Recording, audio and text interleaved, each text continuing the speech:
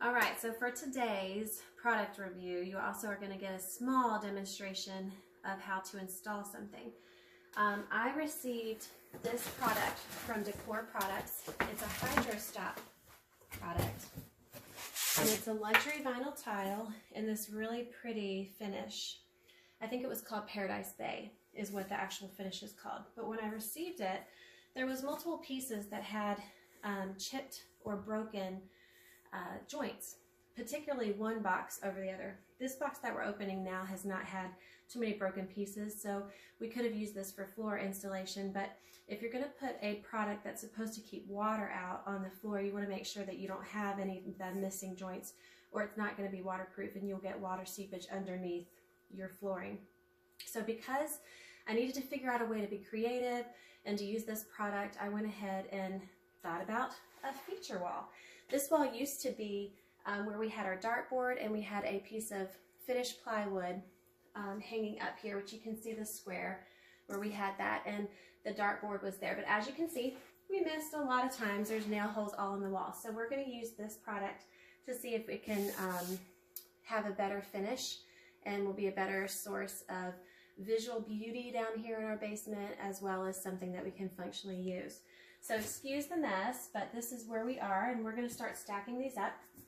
I'm going to be using some glue to apply this onto the wall. At first I was going to apply it using wood and then have the wood run up and attach it to there, but after thinking about it, we decided just to apply it straight to the wall so that it's a little bit more permanent. We didn't want any ripples, we didn't want anything to budge, we don't want the kids to actually bump into it and break it, because this product really is, it's pretty durable once it's against a flat surface, but if there's any give, it can crack.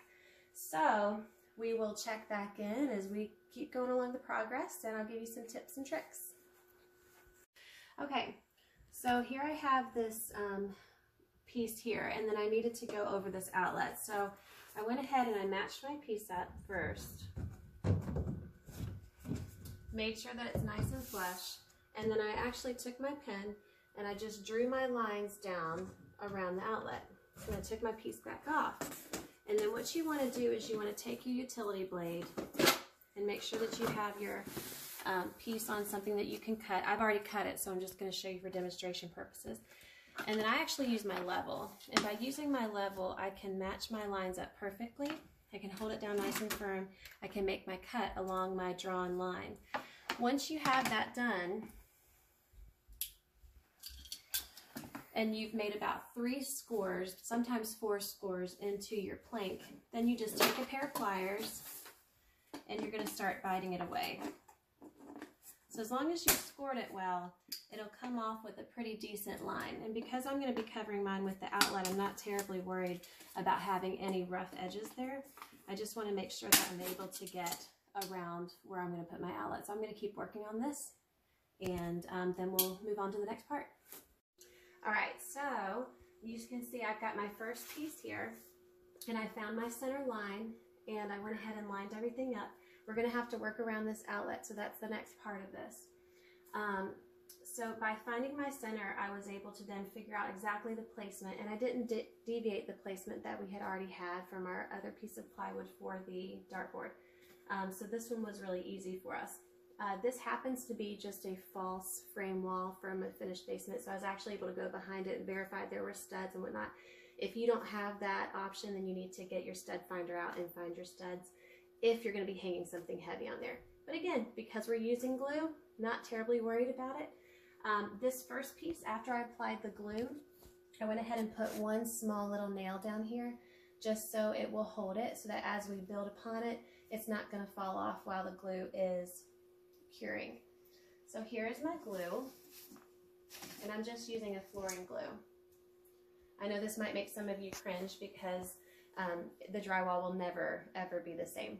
However, if you're going to enjoy it and you're going to love it, does it really matter? Because when it comes time to do the drywall, we'll just cut this section out and replace and put nice fresh drywall in. No big deal.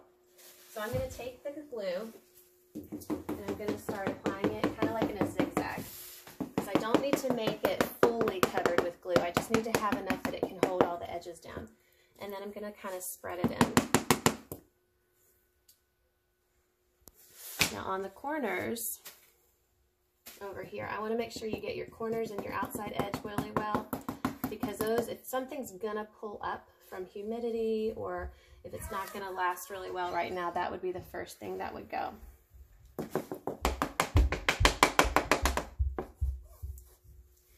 So let's just get a little bit more here and then we'll apply it to the wall. Okay. All right, so let's go ahead and we will line it up.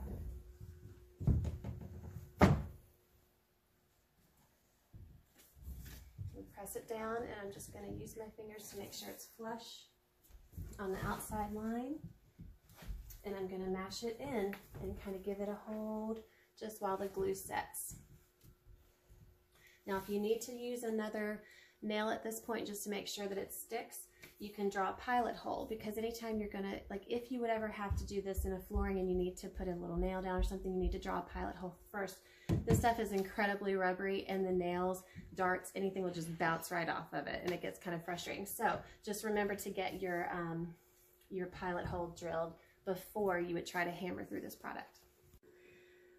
All right, so we are almost done, and the reason I say almost is you can see I've got a little bit of a gap there from where the ceiling isn't completely level, and what I'm going to do there, in case you were wondering, in case you have that problem yourself, is you can take a little tiny piece. It's like a, I don't know, maybe an 1/8 of an inch quarter round or 1/4 of an inch quarter round, and you can just put right up along that top line and just glue it in place, or put a little tack nail in there, and then you're ready to go. Then you can cover any imperfections. You can see I framed it out with some boards, and I have some screws holding the boards up until the glue dries, because it's not going to stay on its own. And then I'll pull those out, put some wood putty in there, and then I'll finish those out. But in the meantime, I'm really ready to start playing some darts, because I am tired and I'm tired of working. So let's see if we can do something here. See how it works.